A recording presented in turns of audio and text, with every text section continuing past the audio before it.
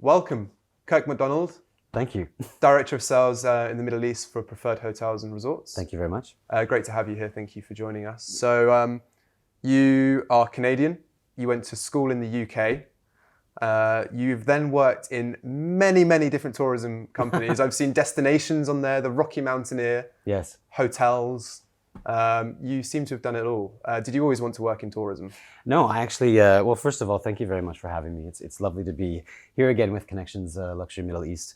But yes, I actually thought I wanted to be an educator at a very young age, and found myself in tourism very quickly and early on. And I think that once we get a taste of tourism, it's very easy to continue in it.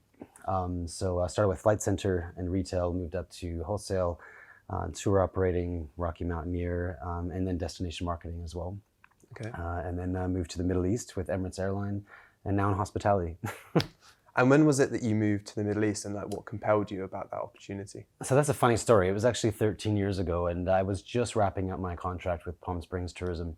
And a friend of mine had said he had applied for a job in Abu Dhabi, and at the time I had no idea where Abu Dhabi was, and I thought, oh, you can just do that. And so I was curious and thought I would apply for a position, and he didn't get his job and I got mine, so I found myself on a flight to Abu Dhabi, and there we are. Wow. But never had been there before, and it's been quite an eye-opener and an amazing experience. And I guess when you stepped on that plane, you didn't think it would be the sort of journey that it has panned out to be, right? Right. I think like everyone who moves there, it's going to be 1 year or 2 years. You know, you pack up your things, you leave it in your friends or family's basement, thinking you'll be back shortly, and then sure enough, it's 13 years later before you know it. Yeah. And like when you look back to the destination when you arrived all that time ago. I don't want to say all that time ago. It makes you sound way older than you are, Kirk. You're a young man. But like, what sort of stood out to you about the destination? Like, can you recognize it compared to how it's developed? Is it completely different? How was it for international sort of expats at that point? I think it was completely different. I mean, growing up in Calgary and Vancouver in Canada, you've got very the landscape is completely different. It's very, very different. It's a complete opposite, actually. And for me, it was a bit scary. It was a bit, there weren't addresses. I remember when I was doing a sales call looking for the Fairmont Hotel in Abu Dhabi, and on the business card it said between the two bridges, and it was just so foreign to me. And how was I going to do this? And but what I really loved about it is there was an incredible sense of community within the market, and so much so that one of my competitor hotels at the time was actually driving me on sales calls to my appointments. So I quite quickly on felt that sense of belonging and community, and I think since then it's been an incredible journey in seeing a market like the Middle East evolve the way it has. From an outbound perspective of travel, it's been typical that we're traveling to London or Paris, and even London we're looking at Knightsbridge, thinking we need a passport to get outside of Knightsbridge. And now we're seeing the curiosity from the market and going to places like Greece and Turkey and Thailand and Japan, and all for different reasons. It used to be a sense of belonging for Middle Eastern travelers, a sense of safety. And now it's culinary and shopping and even adventure travel as well. Yeah. So it's been really interesting to see that. And I think also the younger demographics, especially in Saudi and areas where the English language is a bit more limited. It's been really interesting to see the younger demographics start taking their curiosity and creating their own content in Arabic as well. When we look at influencers out there that are helping to build our products and showcase the experiences, this is the first time it's been done in Arabic. And from a market that really follows their regional leadership in terms of making decisions on travel, now they're able to look at their peers and friends and family and see what's out there in their own language and be able to create that. So it's been really interesting to watch that evolve. Yeah, that's really interesting. I mean, we're here right now, we're at Connections Luxury Middle East, and the purpose of this event, as you know, is to try and offer appointments with international hospitality businesses with the GCC market, Indian subcontinent. And this is the first year, interestingly, where we've welcomed suppliers from South America, and we've also got quite a strong contingent from Japan. And it's just something that never really had clicked in prior years. We sort of tried to market and showcase the opportunity. but the sentiment seems to have changed more recently. Are you finding the same kind of, obviously representing the GCC market in the hospitality business? Are you being approached by product that previously wouldn't have considered the region? Yeah, absolutely. I mean, on two different levels. One, I mean, this market is responsible for, I would say, on average, 5 times more spend on a typical trip than any other market. So you get many people with a commercial mindset that hear that, and of course say, I want the Middle East market because I know I'm going to make so much money from it. And then you have products, hoteliers that are just genuinely curious about opening up the market, understanding its potential. But when I work with our hotels, and we have 650 of them, so we have to be very careful in terms of how we communicate how to work with the market, and if that's a right fit or not. And some hotels, they will see that commercial value, but they won't invest in the market in terms of visiting in person, going to see their offices, going to meet with the key stakeholders.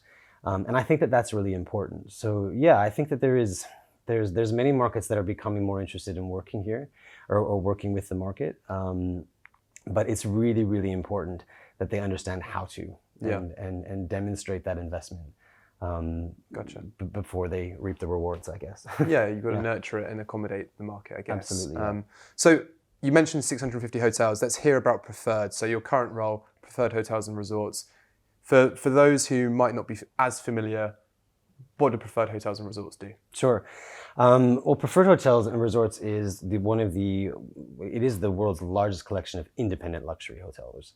So we foster a community of hoteliers that are small and independent. They like to keep their authenticity. They like to keep their uniqueness, and essentially not be governed by a big corporate head office that insists that their toiletries be this way, or their bedding be that way, or their artwork be this way, which is fantastic, because especially in specific destinations, a lot of that destination transcends through, the hotel. So we, as a soft brand partner, don't own or manage any of our hotels, but instead are that back arm and resource for them to remain independent, but able to compete globally with the big players. So we basically provide the global sales, marketing solutions, revenue optimization, revenue distribution, and the loyalty programs as well, which is really a turnkey solution for them to activate global markets and leverage some of the expertise that we have built over the past 55 years in this landscape. Wow, okay. And your role in the GCC is predominantly supporting the portfolio of 650 hotels with nurturing and growing this region. Is that correct? That's correct, yeah. Okay. Yeah. And from those 650 hotels, I believe you've got a lot of US hotels, is that correct? Yeah. Like, what's the sort of proportion, what's the spread of product around the world? We are American-based. Our head office is in Newport Beach, California. So a lot of the groundwork had really started there. So you'll find that many of our hotels are across the Americas. And I would say equally spread across the UK and Europe as well. And I would say our emerging markets would be Africa, as well as the Far East and Australia. Okay. Yeah. So like, I'm an independent hotelier. I want to benefit from the distribution and the revenue management, etc., that you can bring. I email the team. Like, what kind of criteria do you look for from your hotels? Sure. Well, obviously in the luxury landscape, and I think that it obviously depends on who's or what the definition of luxury is, because that's a very broad statement. And one way for us to sort of help that process, that application process, or entry into the portfolio, is we've created 4 separate collections, and that starts with our lifestyle collection, which could be a little bit more boutique, more trendy. And then we move into our LVX collection, which is a upscale luxury property. And then we have our Legend, which is sort of your very distinguished or iconic properties in remarkable locations. And then we have our preferred residences. So this allows us to be a little bit more flexible with the use of the term luxury, but also creates a sense of community amongst like-minded properties. And essentially, we look at areas that are not diluted. So we want to make sure that within the collections, we don't have too many in one specific area. But yeah, a simple application process. So, we have a quality assurance, sort of guideline that we go through and make sure that they are meeting the criteria of those collections. But having those collections allows us to sort of put them in the right place that's going to make them most successful Yeah. with the brand. I see. So I guess for preferred hotels and resorts, do you, from a revenue model, do the hotels pay to be associated with the brand on a retainer basis? Is that how it operates? Or? Yeah, basically it works on, we operate a little bit differently where we are more transaction based. Okay. So leveraging, our internal distribution channels, we charge on a transaction base. However, there is a sort of an initial setup fee, and that's really just to make sure that, we're connecting them into all of the right resources, and using that consulting period to identify, what kind of marketing strategies are necessary, what can we use, so what's that going to look like for the year. Gotcha. What kind of events, what kind of strategic partnerships, could they be involved in, which luxury leisure partners, do they have corporate potential as well. So there's a lot of different areas in that consultancy sort of onboarding that we spend a lot of time with the hotel to make sure they're set up correctly. But yeah, initial fee and transaction based. Okay, gotcha. And then we're looking at sustainability as like a trend across the industry. It kind of actually, that's the wrong word, trend kind of angers me. Someone said to me, I was at a roundtable last year and someone said, oh, they're talking about sustainability. I thought that was a trend from last year. And I thought, no, this isn't going anywhere. But what's the brand doing on that front? A lot. And I love when this question comes up, and I think it's interesting when you say trend, because it comes up often, and quite often I'm not sure how much we progressed as an industry, and I don't just mean tourism and hospitality, I mean every industry. Uniquely, I actually did a dissertation on my MBA 3 years ago on the sustainable tourism practices of tourism product across the Middle East, and my professor was over the moon about it. He was very excited. And it took me until I was knee deep into the research to realize why, and that was largely because there had been no research done on it with any of the major tourism players within the Middle East. So that proved to be quite challenging. It made that process very difficult.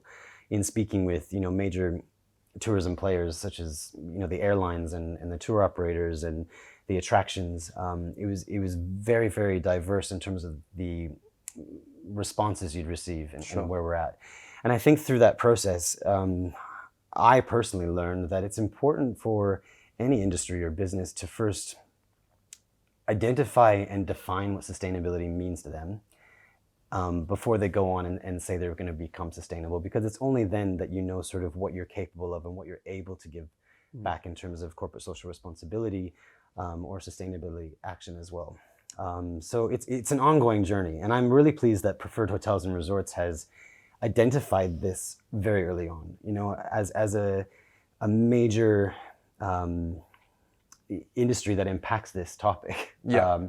It's important that we act on it quickly. So in 2021, Preferred Hotels and Resorts launched another brand called Beyond Green. And Beyond Green is a portfolio of truly sustainably vetted hotels around the world. And unlike Preferred Hotels and Resorts portfolio, where you have to be independent or a small collection, we're a little bit more flexible on that, so we can sort of work with different brands around the world, but you have to go through a very vetted process. And how we do that is we work with sustainable, global practices with United Nations Sustainable Development Goals.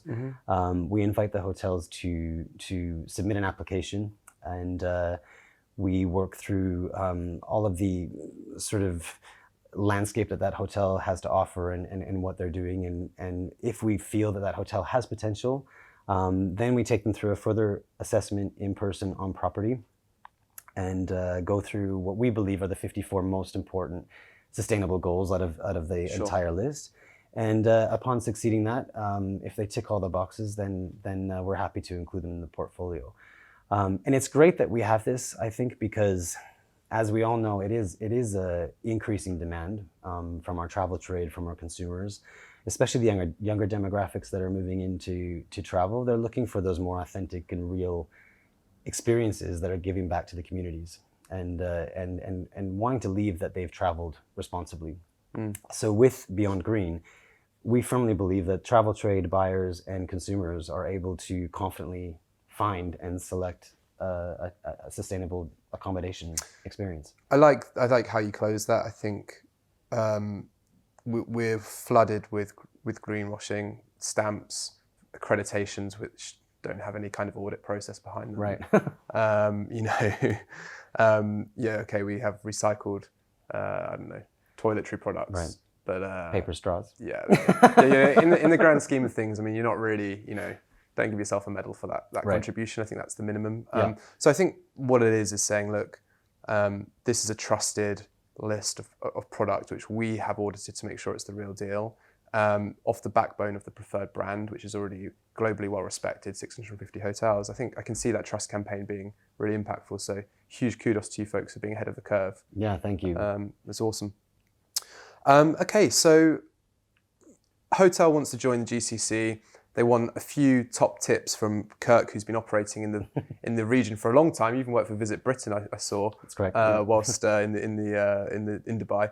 So, what would you hit them with your sort of top tips for operating in the market As a hotelier. as a hotelier? Well, you know, obviously being in the independent landscape, it's tricky with the Middle East because everything is a hard brand, and you know, a lot of the Middle Eastern market has enjoyed the likes of the Four Seasons and the Bulgari and the Amman properties and Ritz-Carltons, and I think Preferred is actually uniquely positioned in terms of the legacy and experience that we have in the independent landscape, and the increasing demand in the Middle East for developing independent hotels. You know, they're starting to want to create things that are authentically Saudi or authentically UAE, and I think that it's an exciting time because we've been in this business for a very, very long time, investing in the research and this experience in independence.